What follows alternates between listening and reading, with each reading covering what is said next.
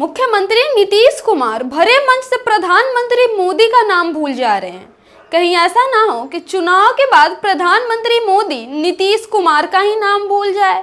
कहीं ऐसा ना हो कि विधानसभा चुनाव के बाद बीजेपी कोई मुख्यमंत्री नीतीश कुमार भी थे ये नाम भूल जाए। माननीय प्रधानमंत्री श्री अटल बिहारी जी ने नरेंद्र मोदी जी ने खड़ा होकर के इनका अभिनंदन करिए। सब खड़ा होइए, खड़ा हो सब।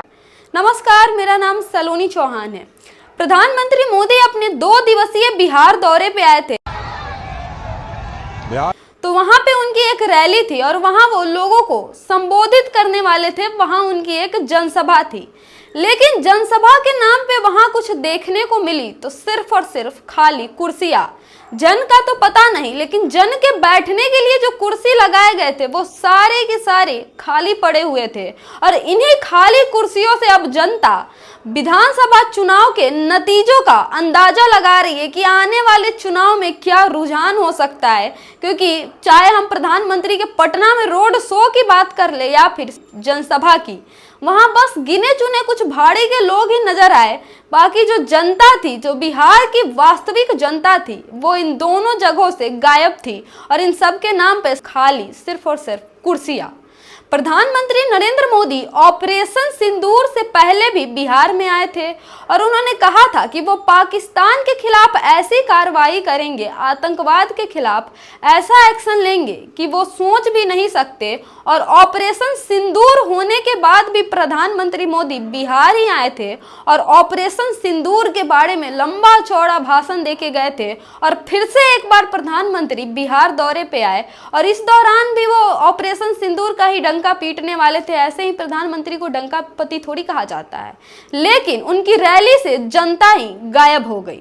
अब प्रधानमंत्री मोदी धीरे धीरे समझ रहे हैं कि लोगों का जो अंधभक्ति है वो धीरे धीरे उतर रहा है और उनकी लोकप्रियता कहीं ना कहीं कम होती हुई नजर आ रही है।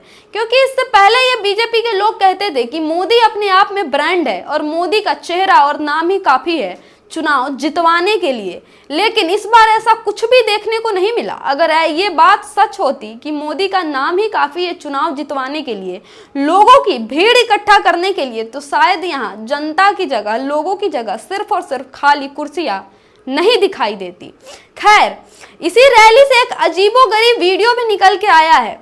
इसमें नीतीश कुमार अचानक मंच पर प्रधानमंत्री मोदी का नाम लेते लेते मोदी जी का नाम ही भूल गए। वो कहते हैं कि श्रद्धेय प्रधानमंत्री अटल बिहारी जी, यानी फिर वो अटल जी का नाम लेते हैं प्रधानमंत्री नरेंद्र मोदी की जगह। और जैसे ही उन्हें ख्याल आता है कि अरे रे ये तो भारी मिस्टेक हो गई, फिर लगते हैं सॉरी बोलने और फिर प्रधानमंत्री मोदी का नाम लेते हैं।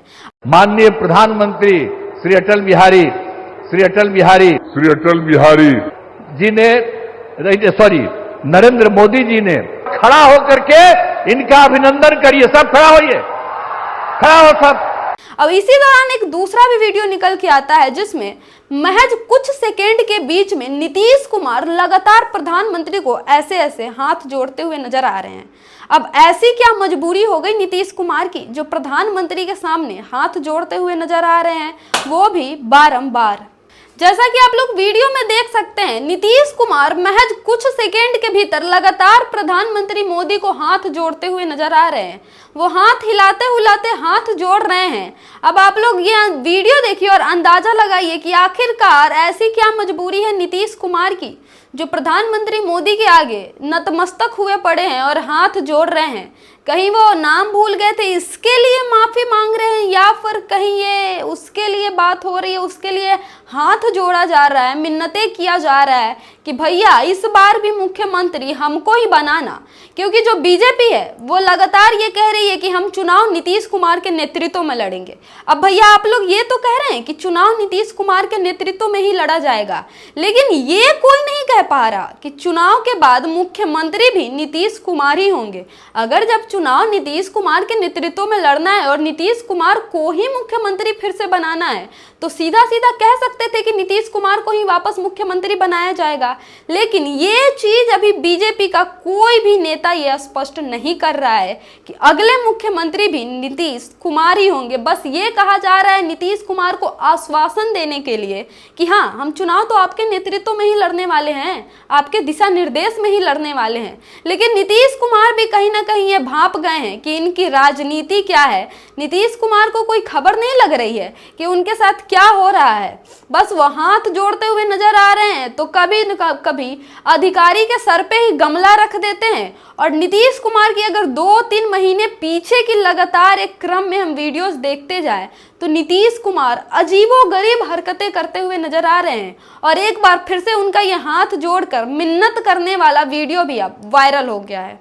खैर, ये जनसभा में खाली कुर्सियां और रोड शो में खाली खाली सड़कें क्या संकेत दे रही है कि क्या ये विधानसभा चुनाव के रुझान है कि चुनाव में ऐसे ही नतीजे आपको खाली खाली ही देखने को मिलेंगे? आपको क्या लगता है? कमेंट करके अपनी राय जरूर दें और देखते रहिए हमारा YouTube channel the diplomatic India. Channel को सब्सक्राइब कर दीजिएगा।